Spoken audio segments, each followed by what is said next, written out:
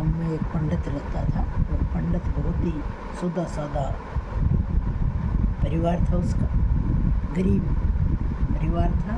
ना उसके घर में ज़मीन थी, ना उसके घर में मतलब जो है कोई ऐसा बड़ा मकान था।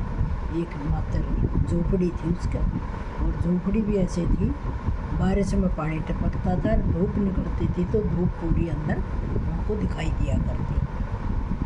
और कोई कमाई का साधन नहीं था। दो उसके बेटा बेटी थी। गोपाल हमेशा ही कृष्ण भगवान को मानता था, मंदिर में जाया करता, पूजा पाठ कराया करता।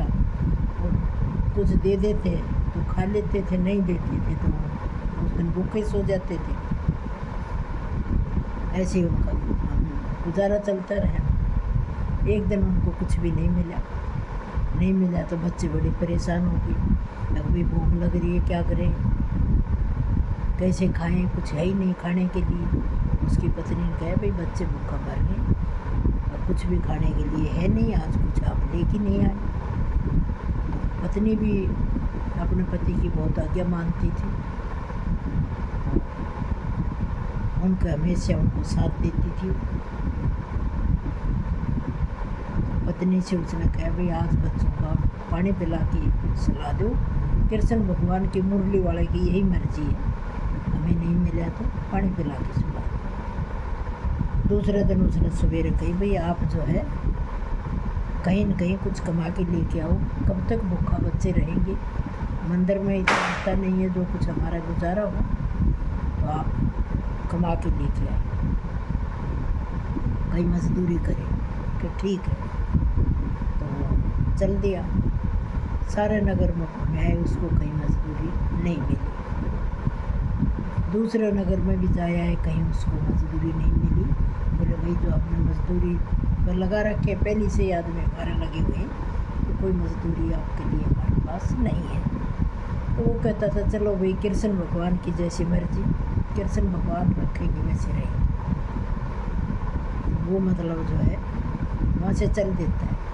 चलने के बाद गांव की तरफ आता है, तो गांव के बाहर एक पेड़, पीपल का पेड़ था, वहाँ बैठ के और ऐसे ऊपर आसमान की तरफ देखता है और कहता है, हे कृष्ण भगवान, आपकी कृपा मेरे ऊपर नहीं है, और मेरे ऊपर मत करो कृष्ण भगवान पर, बच्चों पे तो कृपा करो। आज मेरे बच्चे भूखे हैं और मुझे कुछ काम नहीं मिला, मैं काम करने के लिए गया था, और इसमें भी हो सके कृष्ण भगवान मुरली वाले आपकी कुछ इच्छाएं होंगी, आप जानो। फिर भी उसने कृष्ण भगवान की बात छोड़ दी, तो बैठे रहा। तो वहाँ जैसे बैठा था तो अचानक ही घोड़ों की आवाज़ आई, दौड़ों उड़ती आ रही, और काफ़ी आदमी रथ के पीछे चले। तो उसने सोची, भी ये तो मेरी तरफ ही आ रहे हैं। तो उसी के पास आके न वो उसका रथ, एक बहुत बड़ा सेठ साहूकार था, उसका रथ वहीं फंस जाता है। तो सिपाहियों से निकलवाता है, भाई निकालो, वो नहीं निकलता है। अभी मुझे तो व्यापार के काम से जाना था, जल्दी जाना था, नहीं जा पाए तो मेरा बहुत बड़ा नुकसान हो जाएगा, और वो उनसे नहीं निकलता है। वो खूब प्रयास कर लेते हैं, रस्से भी बांध लेते हैं, धक्का भी लगाते हैं, 6-7 आदमी थे, पर वो उनसे निकलता नहीं। फिर उस सेठ की निगाह पड़ी पीपल का पेड़ के नीचे बैठे पंडित पे। वो उसके पास जाता है, बोले, भाई मेरे ये आदमी काफ़ी देर से प्रयास कर रहे हैं और तुम इसमें हमारी मदद करो, मैं आपको मजदूरी दूंगा, तो आप इसको पहिया निकलवाने में हमारी मदद करें। तो वो तुरंत हाँ कर लेता है। दिमाग में परेशान भी था बेचारा। फिर वो कहता है, चलो कृष्ण भगवान की जैसी मर्जी वैसी, मुरली वाले की जैसी मर्जी वैसी। तो वो उठ के चल देता है, अपनी ताकत पूरी लगाता है, और वो तो कृष्ण भगवान की मर्जी थी, वो पहिया निकल जाता है, रथ उसका मिट्टी से बाहर निकल आता है। तो बढ़िया बड़ा खुश होता है। तो उसको 5 सिक्का चांदी का दे देता है कि ले भाई, ये तेरी मजदूरी है। तो वो भी लेके बड़ा खुश होता है, बड़ा हाथ पर धर के एक बार सिक्कों को देखता है, एक बार सेठ को देखता है, एक बार ऊपर भगवान की तरफ देखता है। कृष्ण भगवान आपकी यही मर्जी थी, मेरे मुरली वाले की यही मर्जी है। तो वो बड़ा खुश होता है। फिर उसके बाद जो है देखता है नीचे एक सोना की असर भी पड़ी हुई है, सोना का सिक्का। तो उसका एक बार मन में लालच आया कि मैं इसको उठा लूँ, सेठ को नहीं बताऊँ। फिर उसके मन में लालच आया कि नहीं, मैं कृष्ण भगवान का भगत हूँ, मैं ऐसा पाप नहीं करूँगा, मैं बेईमानी नहीं करूँगा। फिर उसके मन में लालच आता है कि ये मैं ले लूँगा तो मेरे बच्चों के लिए कई दिन का अनाज मेरे घर में आ जाएगा, बच्चा मेरे भूखा नहीं मरेगा, और मैं ये उठा लेता हूँ, उसको बताऊँगा नहीं। फिर उसके मन में वही बात आती है कि नहीं, बच्चे कब तक खाएंगे इससे, मैं बेईमानी का नहीं करूँगा, जैसे मेरा काना करेगा, जैसे मेरा मुरली वाला रखेगा, हम वैसे रहेंगे, पर मैं बेईमानी नहीं करूँगा। तो उसके मन में बेईमानी आती आती रह जाती है, वो बेईमानी नहीं करता है।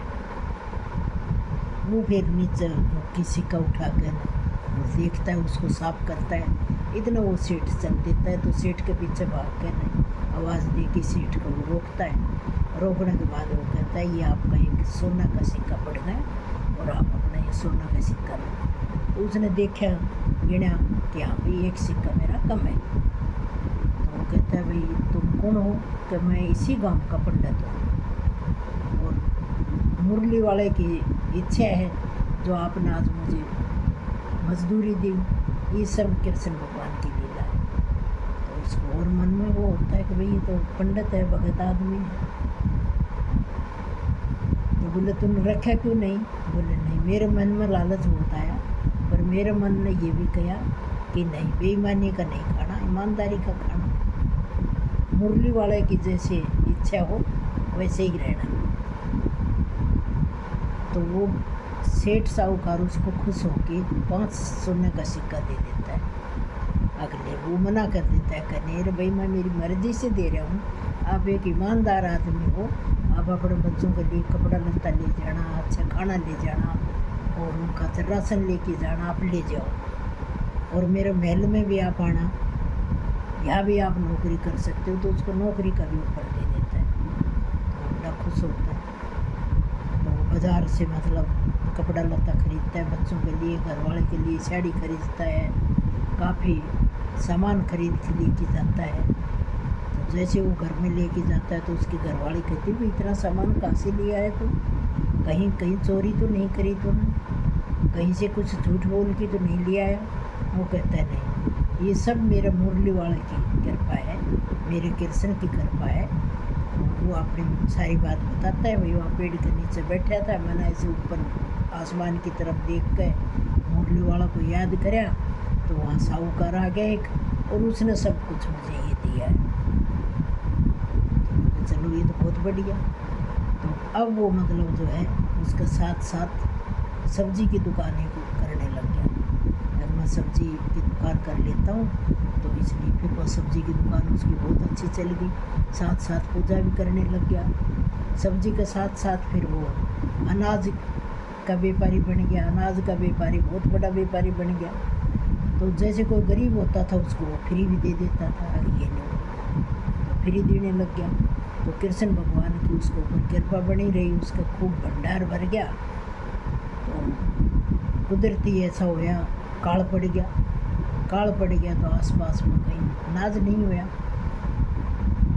उसमें एक और मतलब हीरालाल नाम का एक व्यापारी था।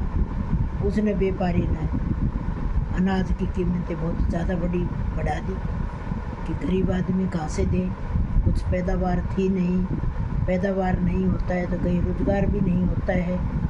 तो गांव में ये है कि भूखा मरने लगे लोग, भागा भाई पैसा है नहीं, कहाँ से देंगे। उसने गोपाल ने अपनी पत्नी से पूछा, श्यामतरी ये बताएं आप, अपने जो गोदाम में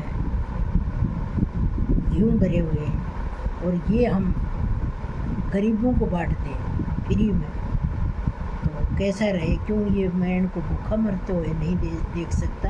कृष्ण भगवान की यही इच्छा है, मुरली वाले की यही इच्छा है। तो उसकी घरवाली तुरंत हाँ कर देती है और वो जो है गांव में ढंडोरा पिटवा देता है भाई जिसके घर में अनाज नहीं हो वो यहाँ से आप ले जाएं, और वो भी फ्री ले जाएं, कोई भूखा ना सोए। तो वो मतलब सबको अनाज देता है। लोग बाग बहुत खुश होते हैं। वहाँ राजा को भी खबर मिलती है अब भी हमारे ऐसा पंडित है, तो बहुत अच्छी बात है।